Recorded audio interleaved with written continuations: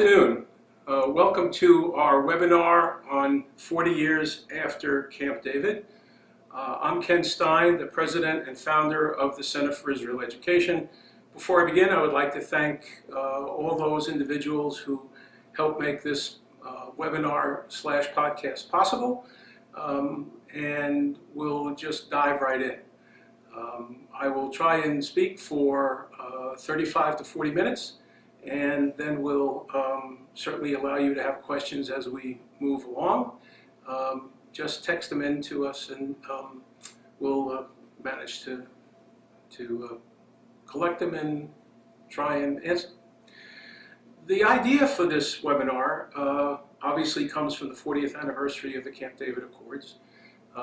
They were negotiated in September of 1978 with Jimmy Carter, Menachem Begin, and Anwar Sadat. They each had respective delegations that met at Camp David at the presidential retreat in Maryland. The reason that this 40th year is relevant is because it's 15 years before Oslo, and this is also the month in which the Oslo Accords of 1993 were signed on the White House lawn. And there's great discussion today about whether Oslo was or was not successful, 93 to the present. Oslo itself was in fact a fulfillment of what was unfulfilled of the Camp David Accords, or at least an effort to try and fulfill the Palestinian element in the Camp David Accords.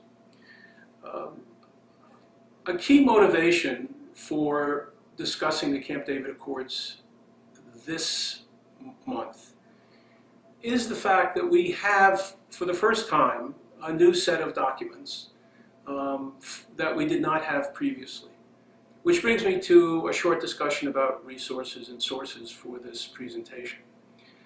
The Foreign Relations of the United States publishes documents that relate to all issues that contain matters of interest, primarily where the President of the United States is involved in.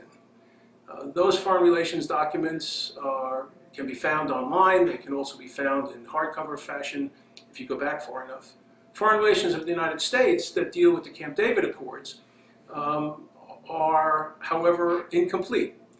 From what we can tell, there were 89 meetings that took place at Camp David, and only 18 or 19 of them are available through the Foreign Relations of the United States or the Office of the Historian. That means only 20% of the Camp David Accord minutes are actually available. And when you look at the American documentation of what happened at Camp David, they themselves are only summaries. They're not transcripts of verbatim remarks. What we found when we inquired at the Israel State Archives, we found out that we could get the Hebrew equivalents, and the Hebrew equivalents are in fact just printouts or typed versions of the minutes that took place. And then we set about to do the translations of those minutes, and those minutes are fuller in terms of content than the American documents. So what we now have is we have a much fuller description of what happened at Camp David. Otherwise, what we've relied upon primarily for what went on at Camp David are the memoirs of the Americans who participated, primarily Americans. Jimmy Carter, Cyrus Vance, the Secretary of State, Zbigniew Brzezinski, the National Security Council advisor, and Bill Quandt, who wrote an extensive book on Camp David. And the four publications which they produced really are American-centric. They really focus on what ends up being an American narrative of what happened at Camp David. We don't have any Egyptian documents. We don't have any minutes of meetings from the Egyptians. We don't have any minutes of meetings that took place between the Egyptians in their delegations at Camp David. We don't have the minutes of the meetings of the Americans that took place at Camp David. In other words, the discussions between members of the delegation, let's say between Brzezinski and Vance, or Saunders and Atherton and Quandt and Carter. We don't have those minutes. They're not available. And either they're not available or they're being held back for national security reasons. The Israeli minutes, however, are available. And what's most fascinating is to see the discussions that go on within the Israeli delegations about what it is they want to communicate to Carter and what they want Carter and the Americans to take away from their discussions vis-a-vis the Accords. I'm going to spend a little bit of time with some historical context, and then I'll get into some detail on what exactly happened at Camp David. The Camp David Accords and Arab-Israeli negotiations were pretty much prompted by the results of the 1967 war. The 1967 war, Israel saw that it had succeeded in taking territories from its Arab neighbors in a defensive war. It took Sinai, the West Bank, Jerusalem, the Golan Heights, and the Gaza Strip. And once it did that, the whole issue of Israel's ability to negotiate with its neighbors changed dramatically, because Arab states now wanted their territories back. If Nasser hadn't gone to war against Israel in 1967, President Sadat in the 1970s would not have wanted Sinai back. In other words, the loss of Sinai was a major impetus for Egypt and its president to try as hard as he could to have Sinai ultimately return to Egyptian sovereignty. And the map on the left is Israel before 67, and the map on the right is Israel after 67. These maps are also available on our website, www.israeled.org. Now, the context of 1977 becomes important. The whole idea that land could be exchanged for peace was an idea that emerged out of the 1967 war. It emerged out of UN Resolution 242, a United Nations resolution, which we don't need to go into great depth here. And out of the 73 war, the US pushed for agreements between Israel and Egypt, and Israel and Syria. So a step-by-step negotiating process had emerged. Henry Kissinger, Richard Nixon, Gerald Ford, in trying to push the Israelis and the Egyptians into making small steps, making agreements on the return of some of the territories that Israel won in 67. When Carter ran for office, he didn't have a lot of foreign policy experience, and he recruited Zbigniew Brzezinski, a Columbia University professor, to join him and help him with essentially what became the tutorial on foreign affairs. Brzezinski, like Carter, was of the opinion that the Arab-Israeli conflict could be concluded if there were an effort not to move step by step in small steps and small amounts of territories that would be relinquished by Israel, and something that Israel would get back in return, a promise for peace or non-belligerency. But Brzezinski and Carter believed that the Arab-Israeli conflict could be solved in a comprehensive way, and that comes out of probably, as we know from some of Carter's memoirs, as well as we know from the biographies about Carter, that Carter believed all problems, or most all problems, could be solved if rationality and logic took hold.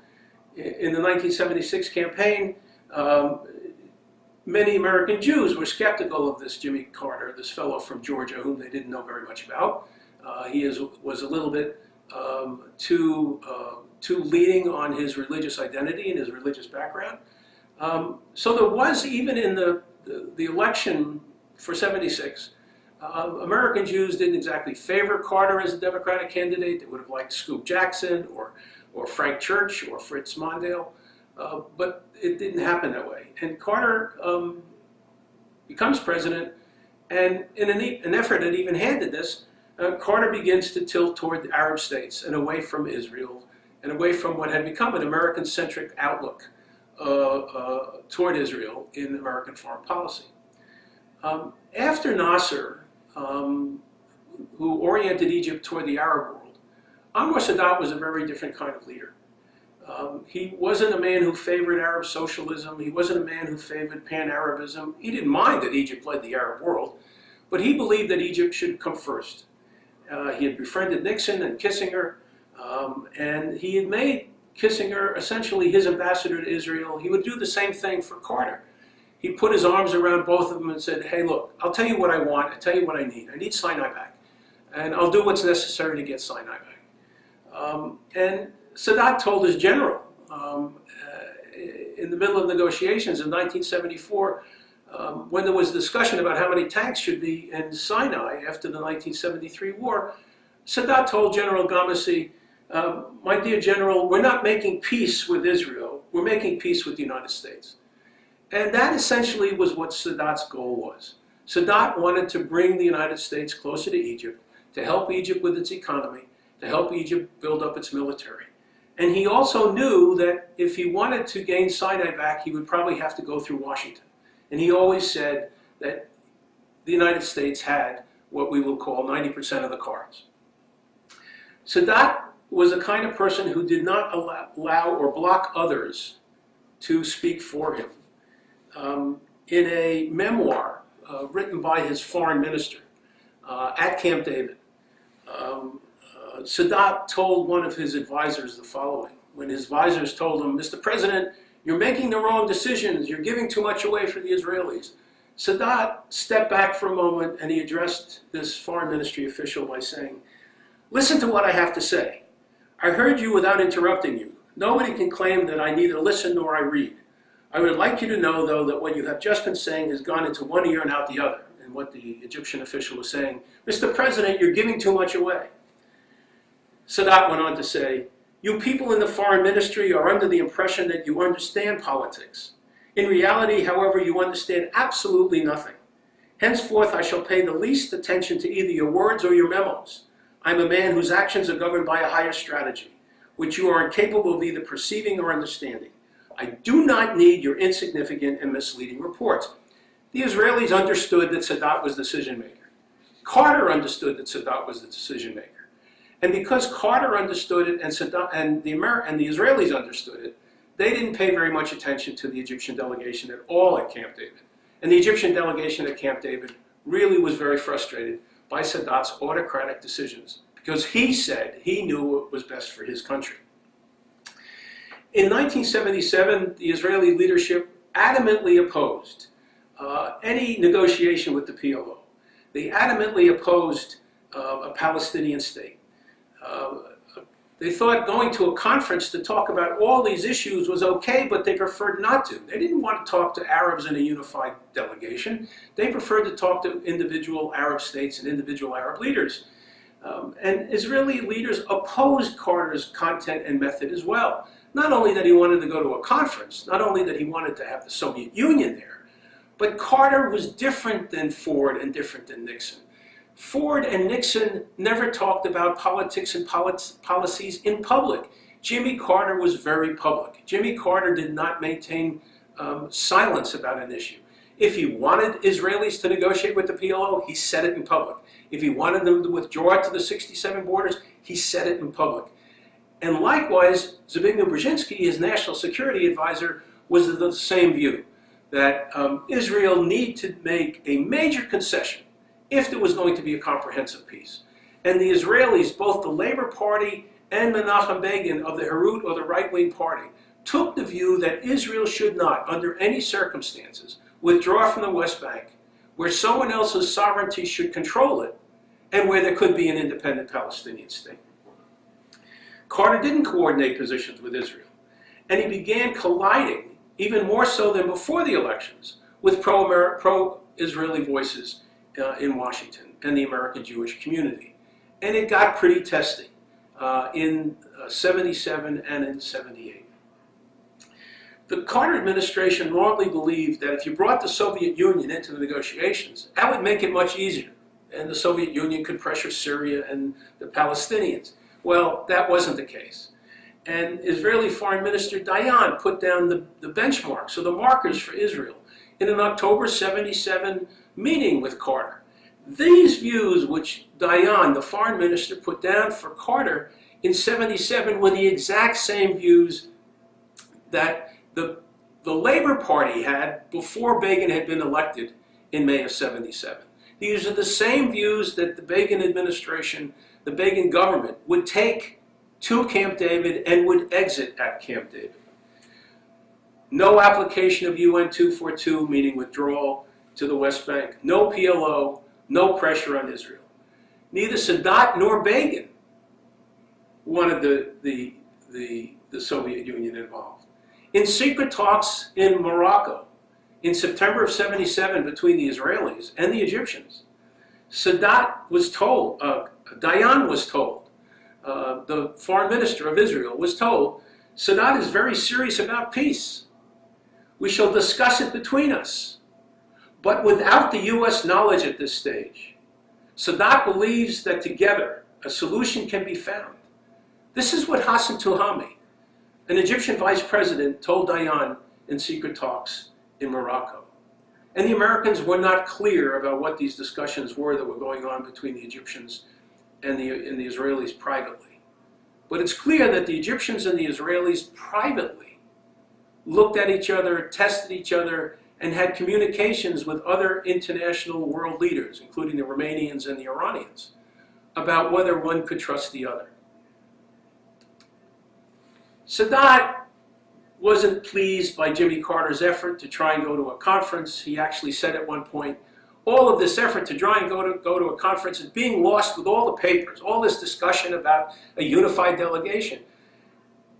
Sadat did not want the other Arabs controlling his options, not at all. He wanted to move forward. Remember, this is a man who's impatient. This is a man who knew he wanted Sinai back. This is a man who thought that to get Sinai back, he had to go through the Americans. His visit to Jerusalem focused on Egyptian-Israeli negotiations, not on the PLO.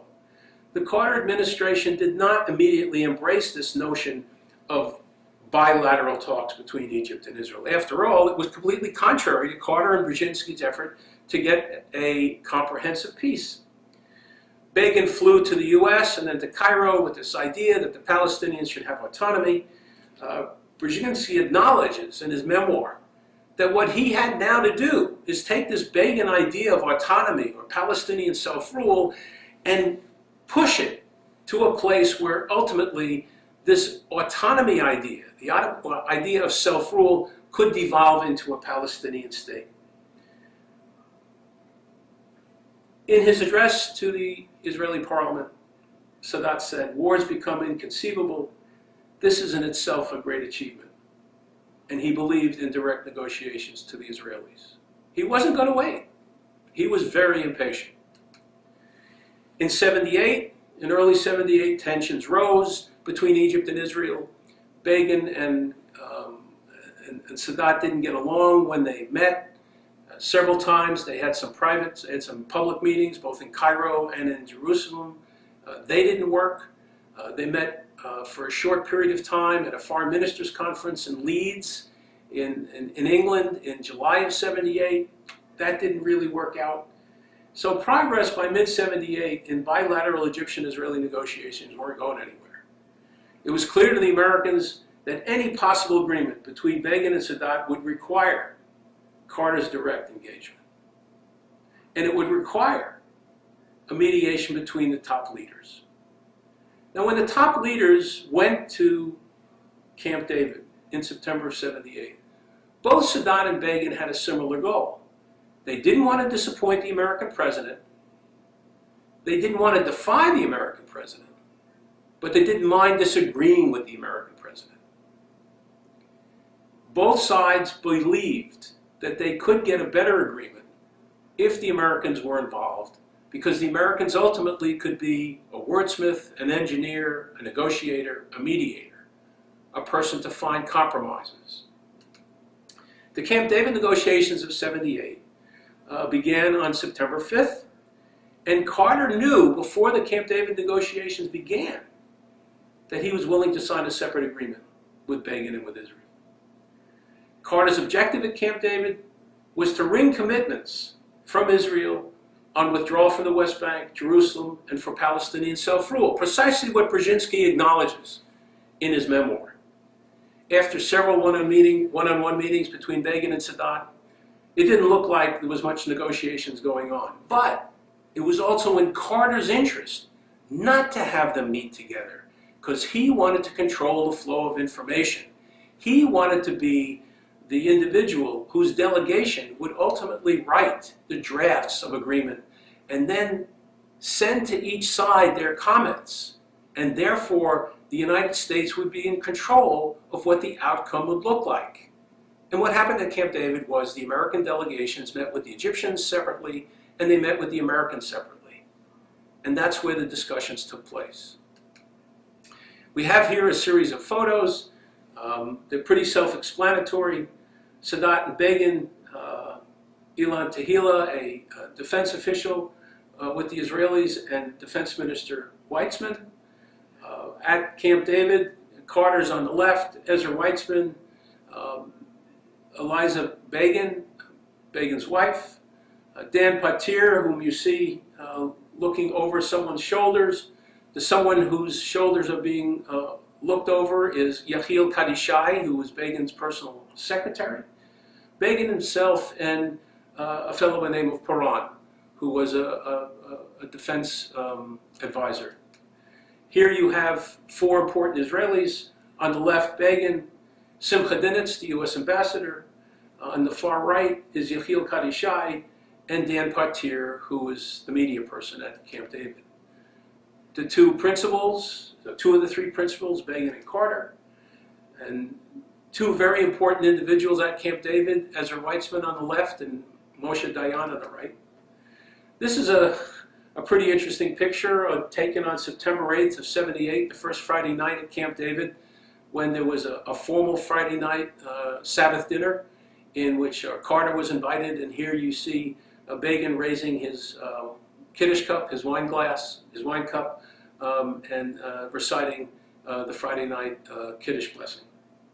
This is also the same evening, and there must have been some singing going on, but you could probably detect not only is Menachem Begin wearing a skull cap, but so is Jimmy Carter.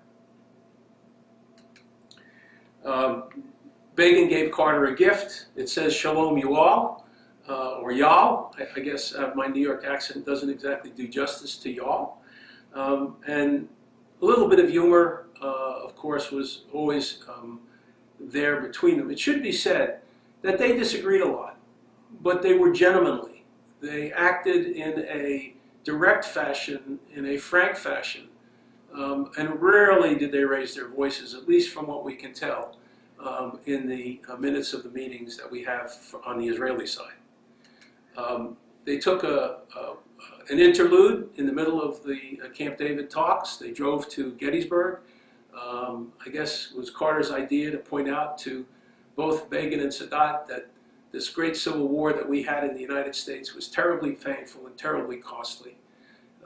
And on the way over in the car, in the limousine, from Camp David to Gettysburg, maybe a 45-minute to an hour trip, Carter told me when in the 80s, when I interviewed him, he said Begin was enormously silent in the back seat of the limousine, didn't say a word. And then all of a sudden, we got there, and then he turned to me and he said, "Mr. President, may I say a word?" And then Begin recited verbatim the entire Gettysburg Address, 255 words, and surprised everyone. But Begin was a man of history, and he also knew how important Gettysburg was in American history. This is a group shot of important Egyptians who were at Camp David. On the far left is Osama El-Baz, the single most important advisor to Sadat, a man who was educated at Harvard. Sadat himself, Hassan Tuhami, the guy on the far right, is vice president, and the man whose back is to us is Mohammed Ibrahim Kamel. Kamel was the foreign minister who was so opposed to what Sadat was doing, he actually resigned at Camp David because of his anger at Sadat's concessions that he was making to the Israelis. This is a very interesting group photo of the Israeli delegation meeting with, or members of the Israeli delegation meeting with Sadat, Ezra Weitzman on the far right, Abrasha Tamir, a military general, standing at the door, Mr. Paran, also a military man, standing on the other side, and the guy with the glasses and the white shirt was Yechiel Kadishai, again, Begin's chief of staff. Sitting in front of him is Mr. Paran, is Itai, and to his left, to Kadishai's left, is Eli Rubenstein. He was a note-taker at Camp David, and Eli ultimately became an attorney, became ultimately a Supreme Court justice. Begin is on the couch. And then probably the man who was most significant at Camp David for the Israeli delegation and his legal formulations that got Begin to agree to certain things that he otherwise would not have been, was Aaron Barak, who was also just about to be appointed to the Supreme Court.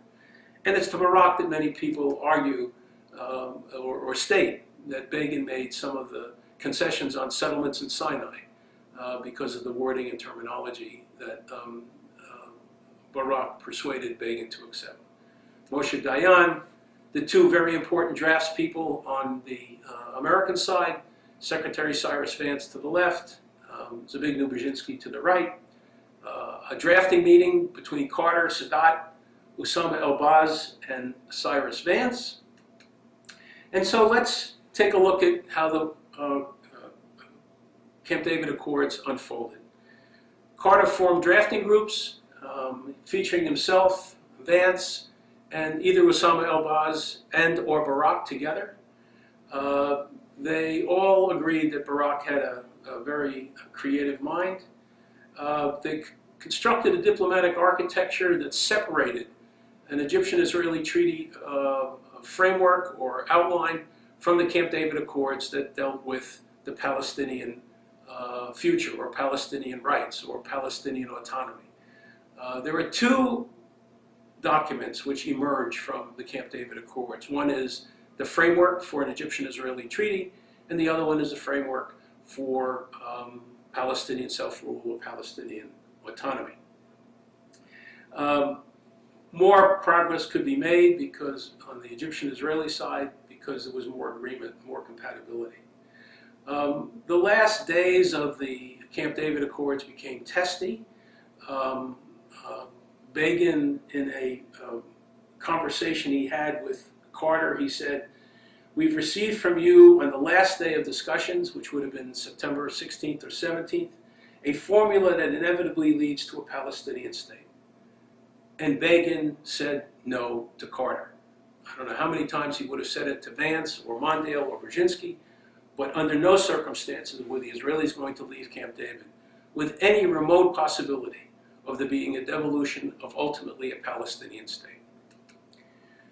Following the summit, a major disagreement emerged between Begin and Carter about what would happen to West Bank settlements. And the issue related to what was promised and what was not promised. Begin said to Carter, "I will agree to a freeze for 3 months. I will build only one settlement in the West Bank or in Judea and Samaria." And Carter said he heard 5 years. And therein was a major tiff, a major disagreement, a major controversy, a major rupture that occurred between Begin and Carter that would last throughout the Carter administration. And I can say personally, when Carter and I visited with Begin in 1983 at the Israeli Knesset, there's no question that Begin still harbored animosity toward Carter because he believed Carter did not tell the truth to the American public, that Begin's limit on freeze was only for 3 months and not for 5 years.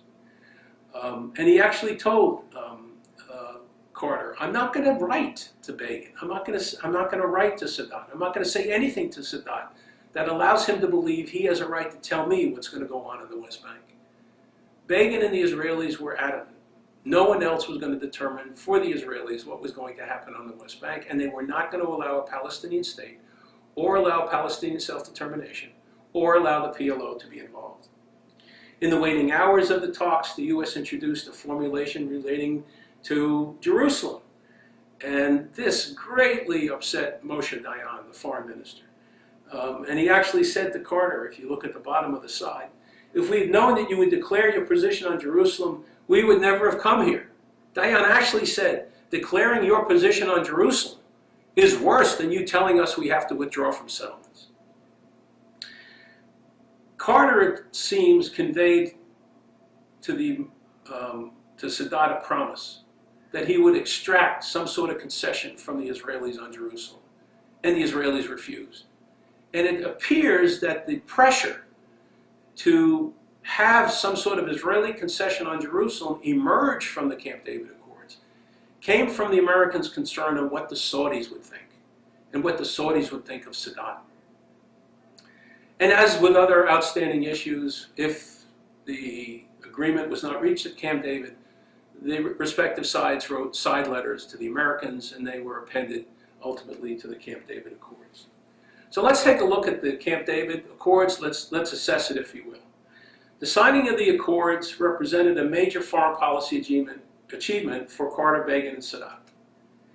It also pulled Egypt further and further away from the Arab world, and it pushed it closer to the US and pushed it further away from the Soviet Union. In other words, the Camp David Accords did exactly what Brzezinski and Carter wanted as far as Egypt was concerned, namely to keep Egypt coming closer and closer to the United States and away from the Soviet Union.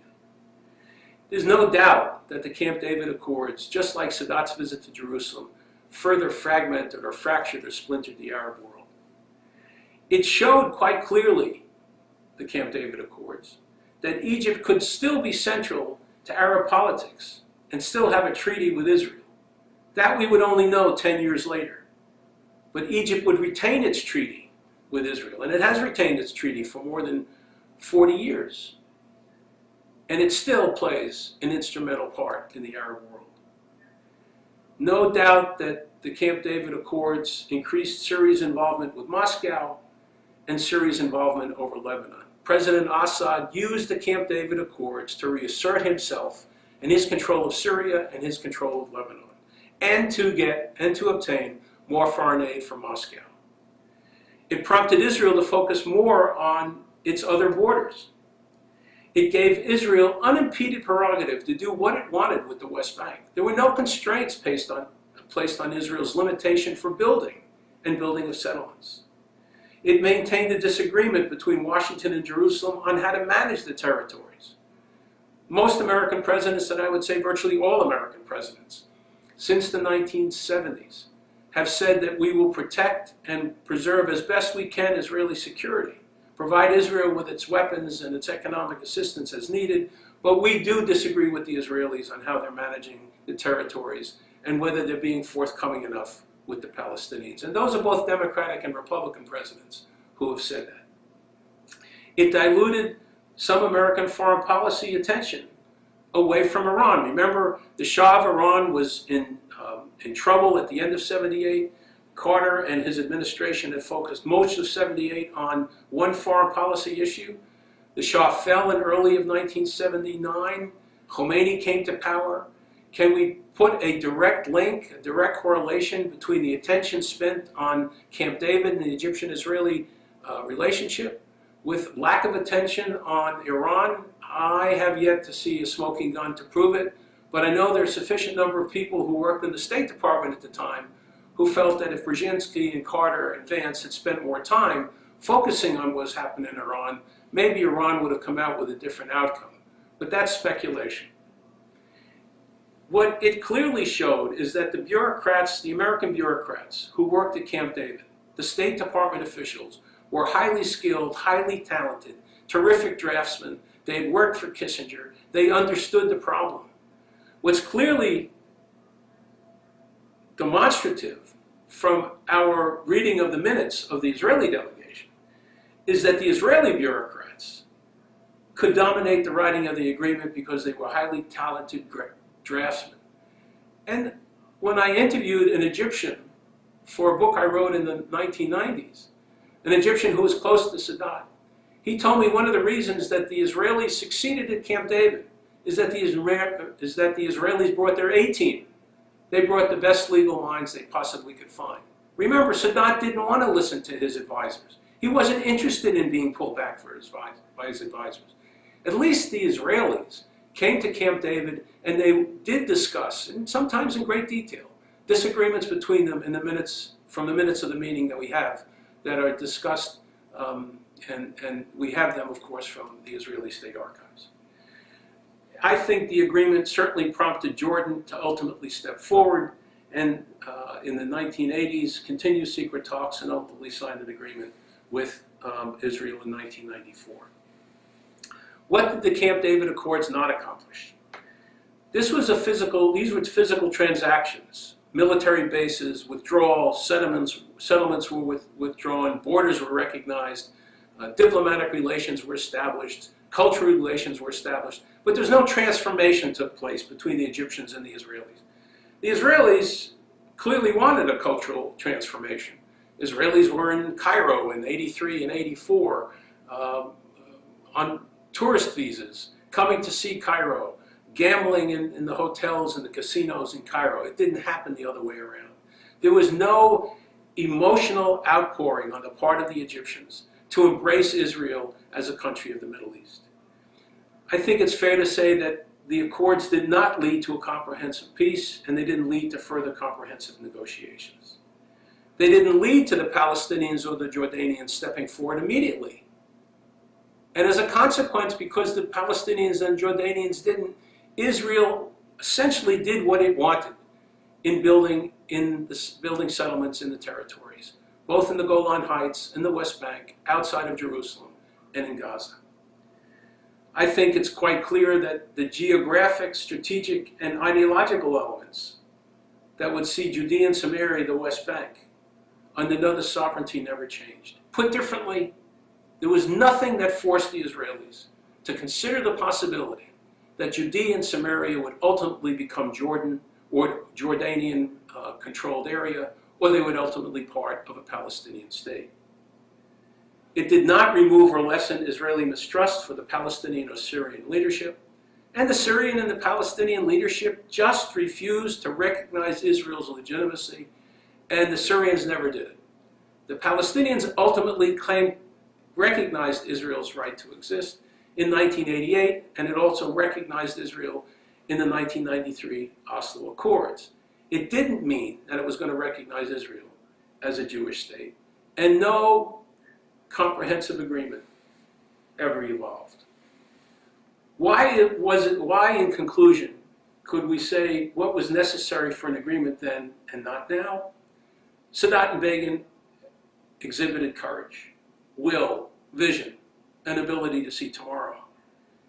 They could manage their domestic environments. And I ask you all, as you listen to this and you read this, to think about Palestinians and Israelis today and see if any of these 5 or 6 necessary items are present. And that's why the argument is made today that an agreement is not likely in the near future. Did the agreement serve national interest? Absolutely. Changing the status quo benefited Egypt. Egypt was able to have Sinai returned to it. Israel was able to have a peace treaty with the most populous Arab state, a recognition of its legitimacy. Pre-negotiations existed that narrowed differences. It generated limited trust between the respective sides. And what is clear is that once each side invested in pre-negotiations, they were increasingly less likely not to move forward because they already had committed a lot of time and a lot of energy. There was a desire for an agreement. They wanted one or they needed one. And they saw that they would not allow a reign of external forces deny them. Sadat was not going to allow Arab states who criticized him, who chastised him, who isolated Egypt. He was set in stone of wanting to reach an agreement with the Israelis. Was there a trusted mediator? Absolutely. Because the mediator could be a catalyst, it could provide assistance, military aid, it could be a guarantor. And compromise. Both Begin and Sadat were willing to make political and physical trade-offs necessary. Both would be tangible as well as ideological in content. What did we learn new about using these sources? Well, there's several conclusions which I'd like to end up with. What we learn in using these sources is just how deeply ingrained Jimmy Carter became in listening to Zbigniew Brzezinski. We learn just how many times Carter and Brzezinski were willing to alienate Israel. And we learn how the American Jewish community felt estranged from Jimmy Carter, to the point where many of them did not vote for him in the 1980 election. We do know that the history writing of the Camp David Accords is clearly American-centric, and we have to do a better job because we only have 20% of the materials from American sources, and they are only summaries. And then when we use Carter's diary, or we use Carter's Keeping Faith, his memoir, Carter is repeating what these summaries are about. So we're not getting a broader view or broader understanding of what happened at Camp David.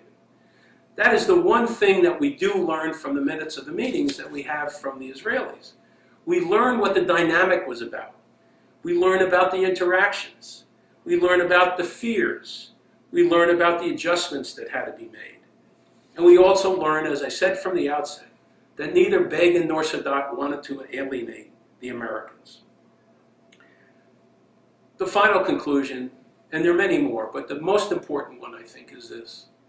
We learned from 1971 and 72 forward that the engine for driving an agreement between Israel and Egypt, using the Americans, the single most potent force was Anwar Sadat. Without Anwar Sadat, there would not have been step-by-step diplomacy led by Kissinger, Ford, and Nixon, and there wouldn't have been Camp David, and there wouldn't have been a peace treaty. Sadat listened to himself. Sadat wanted to better Egypt. He had a really high motivation for doing so, and he was not going to be deterred. And therefore, he was so very different than his predecessor, Nasser. In that sense, the leadership role really mattered because Sadat saw over the horizon that Egypt would be better if it aligned with the United States. Begin understood, of course, that he would have to make a major compromise by withdrawing Israeli settlements from Sinai. He did not want to do that. And so ultimately he turned that decision over to the Israeli parliament, and on September 27, 1978, the Israeli parliament put up their hand and said, yes, if we don't withdraw from the settlements, we're going to jeopardize the Egyptian-Israeli treaty. We're going to withdraw from these settlements because we cannot jeopardize not having a treaty with the most populous Arab state. If there are any questions, I'll be glad to take them. And we have a couple, so if you'll hold on, here we go. Russell? First question, why was Sadat willing to drop the issue of the Palestinians when negotiating towards a peace agreement? Sadat knew, it's a good question, Sadat dropped the issue of Palestinian rights and dropped the issue of Palestinian self-determination even before he got to Camp David, because he knew that Begin was not going to permit it. He was not going to jeopardize not getting an agreement over Sinai by having the Palestinian issue get in the way. For him, Sinai was his heart. It was his lungs. The Palestinians, for him, were extremities. Yes, he believed that there should be a Palestinian state. He said in Jerusalem that Israel should withdraw from all the territories. But the bottom line for Sadat was, I cannot leave here without an agreement over Sinai. And he actually said that to an Israeli official very early on at Camp David. And I think that's the primary reason, is that Sadat saw Egypt's interest as primarily first and not anything else. You got one more question here. Why did it take 15 years for Israel and Jordan to come to a peace deal? It's also a great question. Jordan's demographic composition included many people who had come from the West Bank or many people of Palestinian origin. Jordan was a weak country. Jordan did not want to speak on behalf of the Palestinians unless the Palestinians were willing to speak on behalf of themselves. And Jordan was afraid that if it had negotiated for the Palestinians and it had not gotten a Palestinian state, then Jordan would have felt the brunt of that physical pain. Remember, Jordan had gone into a civil war with the Palestinians in 1970, and it didn't work out well for the Palestinians, and it didn't work out well for the Jordanians. Finally, the Palestinians erupted against the Israelis in the 1987-88 Intifada. They rebelled against Israeli presence, and right after that, King Hussein put up his hand and said, that's it. I'm not negotiating for you guys. You guys want to negotiate with the Israelis? You step forward. I'm pulling myself out of it. I don't want to jeopardize my kingdom by trying to negotiate something where the Palestinian leadership will not like. Besides which, King Hussein didn't have a great relationship with Arafat. It was a very negative one. It was a very bad one. So Hussein pulls himself out of the negotiations. Finally, Arafat puts himself in. And then, as soon as Arafat puts himself in, the Jordanians and the Israelis sign their agreement. We got another question that just came in. Did Sadat realize the personal jeopardy he was putting himself in by making peace with Israel? That's a tough question, which a lot of people have asked. Of course, we know he was assassinated in October of 1981. I don't think he viewed himself as an individual who was going to take a bullet. I think he saw himself as doing what was in Egypt's national interest. And I don't think it even entered his mind. People who have written about Sadat don't indicate that he was worried about that eventuality. We have another question that's come in. Can you speak a little bit about the oil fields in the Sinai and what role, if any, they played in the agreement? Yeah, good question. The oil fields that Israel withdrew from in Sinai in 78, they began the withdrawal in 79. But the oil fields had provided Israel in Sinai with a significant amount of Israel's oil needs, maybe a third to 40% after the 1967 war. Israel was getting oil from Mexico and from Iran. But at the end of 78 and early 79, something changed dramatically in the strategic reality of the Middle East. The Shah of Iran fell. The Iranian religious clergy came to power, Khomeini. The PLO took over the Israeli embassy in Tehran. Iran stopped supplying oil to Israel. And now Israel was giving back Sinai oil fields. So Israel made it a condition, or made it a request, in its negotiations with the Egyptians at the end of 78 and into 79, that the Egyptians would be asked to sell oil to Israel at a certain price, and if Israel could not receive oil from Egypt, then the United States would step in and provide Israel with up to 15 years of needed oil supply. So the change in the region made it more of an issue and more of a major issue at the end of 78 and early 79 than it did in the early part of the negotiations. Thank you all for joining us. I hope you'll join us again on a webinar from the Center for Israel Education. Look at our materials at the website, www.israeled.org. We've put up a lot of the primary sources, both from the Israelis and from the Americans, on the website. And this webinar will ultimately be seen as a podcast because it will be archived. Thank you very much, and for those of you who are celebrating, Happy New Year.